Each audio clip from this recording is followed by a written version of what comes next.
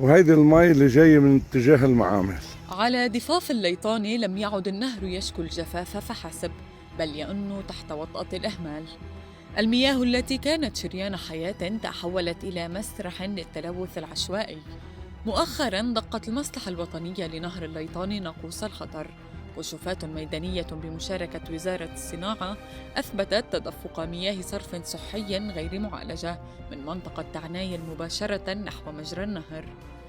الإصبع يشير إلى البلديات المعنية وتحملهم مسؤولية التقصير في إدارة الشبكات وغياب الصيانة وامتناع عن اتخاذ أبسط الإجراءات القانونية. المصلحة حملت هذه الجهات المسؤولية القانونية المباشرة عن هذا الجرم البيئي. الإنذار الأخير صدر لوقف التلوث وتشغيل محطات المعالجة فوراً، فالحق العام البيئي وصحة المواطنين خط أحمر لا يقبل التأجيل.